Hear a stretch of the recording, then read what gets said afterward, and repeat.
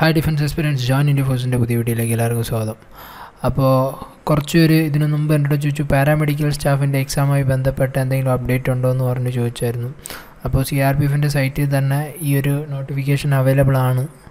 അപ്പോൾ പാരാമെഡിക്കൽ സ്റ്റാഫ്സിൻ്റെ ഫിസിക്കലുമായി ബന്ധപ്പെട്ടാണ് ഈ ഒരു നോട്ടീസ് എന്ന് പറയുന്നത്.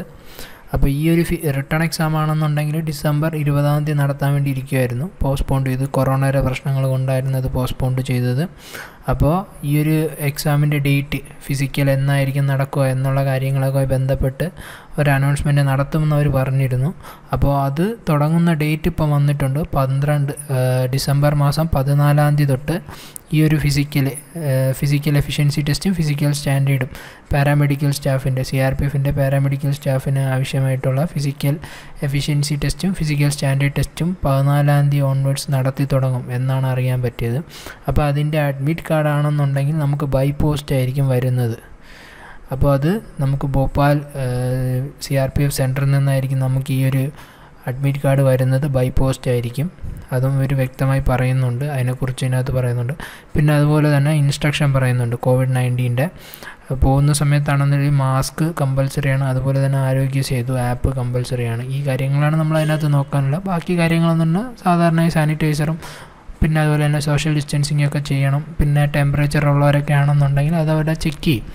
അപ്പോൾ മെയിനായിട്ട് നോക്കാനുള്ള കാര്യം എന്ന് പറയുന്നത്, ഇപ്പോൾ നമ്മുടെ ഈ ഒരു അഡ്മിറ്റ് കാർഡ് എനിക്ക് തോന്നുന്നു എല്ലാവർക്കും കിട്ടി തുടങ്ങി കാണും. കാര്യം 14 ഈ ഒരു ഫിസിക്കൽ അവർ സെൻറ്ററിൽ നടത്തുമെന്ന് പറഞ്ഞിരിക്കുന്നത്. അതുപോലെ തന്നെ വേറൊരു കാര്യം മെയിനായിട്ട് ഈ ഒരു ഇമ്പോർട്ടൻറ്റ് ഇൻസ്ട്രക്ഷൻസിനകത്ത് പറയുന്നുണ്ട്, ഒരു കാരണവശാലും ഇപ്പോൾ വന്നിരിക്കുന്ന ഈ ഒരു ഡേറ്റിൽ മാറ്റം വരില്ല. 14 ഡിസംബറിൽ നടക്കുന്ന ഫിസിക്കലിൽ ഒരു മാറ്റവും ഇല്ല, അത് അന്ന് തന്നെ നടക്കും. ആ കാര്യം അവർ പറയുന്നുണ്ട്. പിന്നെ അതുപോലെ തന്നെ വേറെ മെയിനായിട്ടുള്ള കാര്യങ്ങളെന്ന് പറയുന്നത് ആധാറും പാൻ കാർഡും അങ്ങനെയുള്ള കാര്യങ്ങളെല്ലാം കൊണ്ടുപോവുക. പിന്നെ ഈ ഒരു ബൈ പോസ്റ്റ് വരുന്ന അഡ്മിറ്റ് കാർഡ് കമ്പൽസറിയാണ്. ഈ ഒരു നമ്മൾ പോകുന്ന സമയത്താണെന്നുണ്ടെങ്കിൽ സെൻറ്ററിൽ പോകുന്ന സമയത്ത് ഇത് കമ്പൽസറിയാണ്. ഇത് കയ്യിൽ ഉണ്ടായെങ്കിൽ മാത്രമേ നമുക്ക് അകത്ത് കയറാൻ പറ്റുള്ളൂ. അപ്പോൾ അത് രജിസ്റ്റേർഡ് എല്ലാവർക്കും ബൈ പോസ്റ്റ് കിട്ടാനുള്ള ചാൻസ് കൂടുതലാണ്, കിട്ടും. അപ്പോൾ അത് കിട്ടാത്തവരാണെന്നുണ്ടെങ്കിൽ ഉടനെ തന്നെ ഈ ഒരു ഗ്രൂപ്പ് സെൻറ്ററിൽ വിളിച്ച് കാര്യങ്ങൾ പറയുക, അവരെന്താണ് പറയുന്നതെന്ന് നോക്കുക. പിന്നെ അതുപോലെ തന്നെ വേറെ കാര്യങ്ങളെന്ന് പറയുന്നത്, ഇതിനകത്ത് നമ്മുടെ ഈ ഒരു ഫിസിക്കൽ നടക്കുന്ന സമയത്താണെന്നുണ്ടെങ്കിൽ നമ്മൾ ഓൺ ചിലവിലായിരിക്കും പോകാനുള്ളത്. അവർ നമുക്ക് എന്തെങ്കിലും ട്രാവൽ അലവൻസോ അങ്ങനെയുള്ള കാര്യങ്ങളൊന്നും തരില്ല.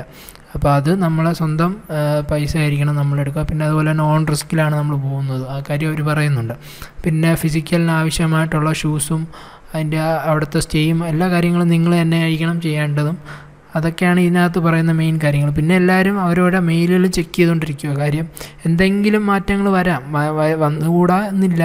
എന്നാൽ പോലും അവർ പറയുന്നുണ്ട് ഫിസിക്കലിൻ്റെ ഡേറ്റ് മാറ്റം വരില്ല. എന്നാലും നിങ്ങൾ ഫ്രീക്വൻ്റ് ആയിട്ട് നിങ്ങളെ മെയിൽ ചെക്ക് ചെയ്തുകൊണ്ടിരിക്കുക. എന്തെങ്കിലും മാറ്റങ്ങൾ വന്നാലും ആ കാര്യങ്ങൾ നോക്കാനാണ്. അപ്പോൾ ഈ കാര്യങ്ങളാണ് പറയാനുണ്ടായിരുന്നത്. എന്തായാലും 14 തന്നെ നിങ്ങൾക്ക് ഈ ഒരു ഫിസിക്കൽ നടക്കും എന്ന് പറഞ്ഞിട്ടുണ്ട്. അപ്പോൾ ഇന്ന് ഡേറ്റ് എന്ന് പറയുന്നത് 7 അതുകൊണ്ട് തന്നെ ഈ ഒരു ആഴ്ചക്കകത്ത് തന്നെ നിങ്ങൾക്ക് എല്ലാവർക്കും അത് കിട്ടി തുടങ്ങും. അഡ്മിറ്റ് കാർഡ് എനിക്ക് തോന്നുന്നു എല്ലാവർക്കും രജിസ്റ്റേർഡ് പോസ്റ്റായിട്ട് വന്നിട്ടുണ്ടായിരിക്കും. എല്ലാവരും പ്രിപ്പയർ ആയിട്ട് ഇരിക്കുക ഈ ഒരു പാരാമെഡിക്കൽ സ്റ്റാഫിന് വേണ്ടിയിട്ടുള്ളത്.